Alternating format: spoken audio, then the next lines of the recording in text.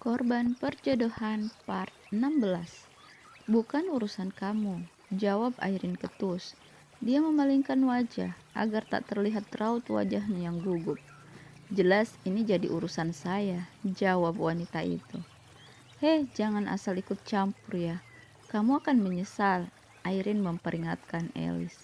Belum sempat Elis menjawab, Airin telah mendorongnya keluar dari kamar, lalu menutup pintunya dengan kasar. Dasar ular, gerutu Elis.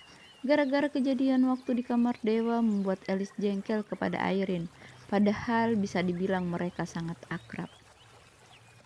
Kamu kenapa? Bicara sendiri, tanya Marni.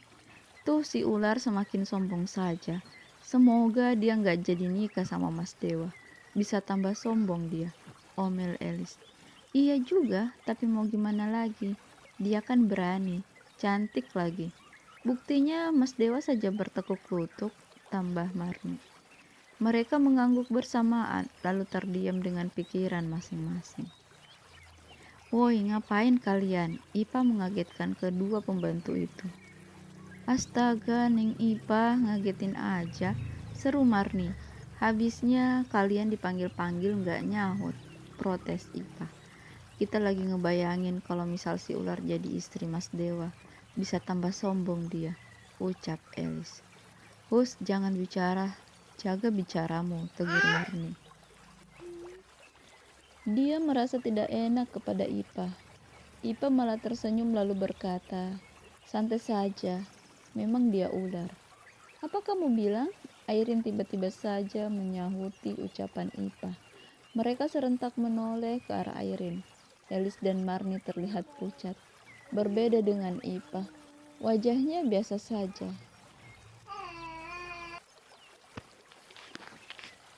Aku bilang kamu memang ular, jawab Ipa. Dia sengaja menekankan kata ular di depan Airin. Berani ya kamu sama aku? Tanya Airin. Dia maju selangkah.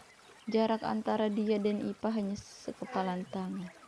Ipa menatap mata Airin. Airin pun tak mau kalah. Dia mendorong Ipa sampai mundur beberapa langkah.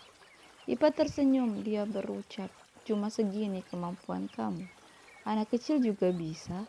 Mendengar perkataan Ipa membuat emosi Airin memuncak. Tangan Airin hendak menjambak rambut Ipa namun segera ditangkap dan dipelintir ke belakang. Aduh, tanganku, teriak Airin. Marni dan Elis yang melihat perkelahian itu hanya tersenyum. Mereka tak peduli pada teriakan Airin.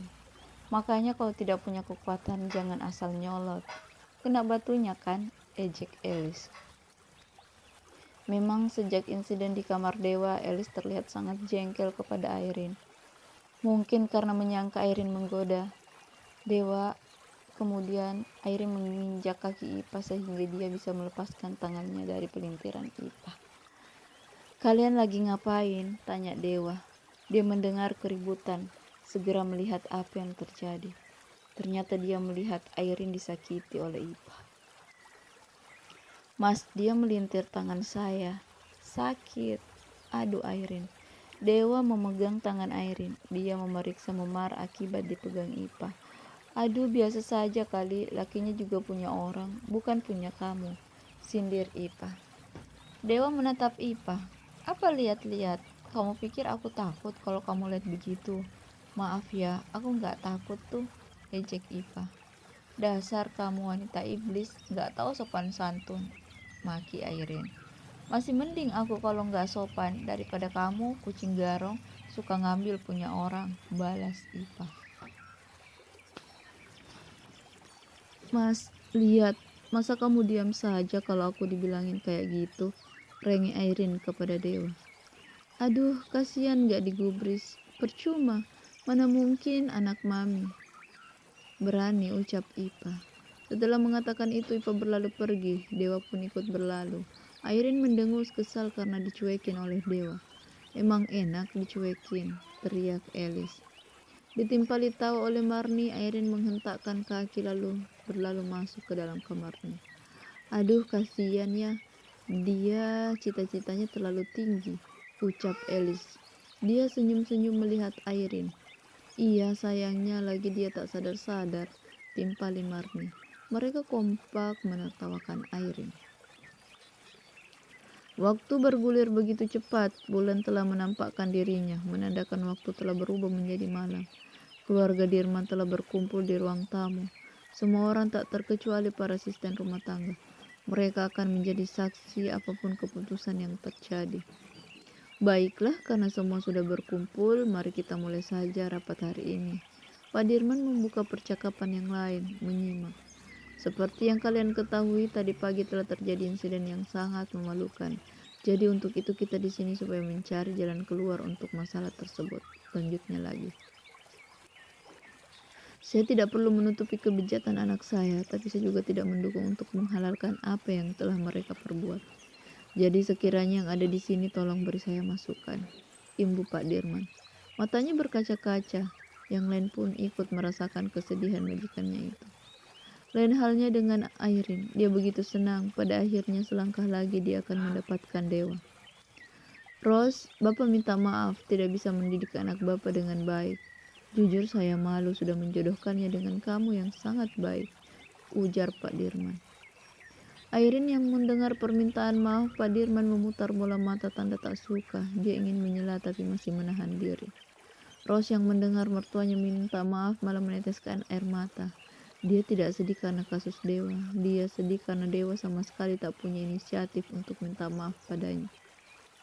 Baiklah, seperti yang kalian ketahui, Airin meminta Dewa untuk bertanggung jawab atas apa yang telah dia lakukan. Jujur saja kalau saya sebagai orang tua tak setuju, tapi ini kembali lagi kepada yang bersangkutan, ucap Bu Ratih. Dia menggantikan suaminya berbicara karena Pak Dirman tak sanggup menyampaikan hal tersebut. Jadi saya sebagai orang tua mewakili Dewa ingin bertanya kepada Rose, apakah dia bersedia untuk dimadu? Tanya Bu Ratih. Sejenak suasana yang tadi hening langsung berubah menjadi tegang. Semua orang menahan napas menunggu keputusan Rose. Sejenak Rose menarik napas. Sebelum memberikan jawabannya, Ipa berada di sampingnya memberi kekuatan. Terima kasih, saya sudah diberi kesempatan untuk menyampaikan keinginan saya. Semoga apa yang akan saya katakan bisa dimengerti oleh yang mendengar, ucap Rose. Dia diam sejenak, menarik napas dalam lalu memulai perkataannya lagi. Tidak usah panjang lebar, karena yang penting adalah intinya. Jadi saya langsung aja bilang bahwa saya tidak ingin dimadu dan tidak mau diceraikan. Semua yang mendengar terpana. Tak menyangka Rose akan berani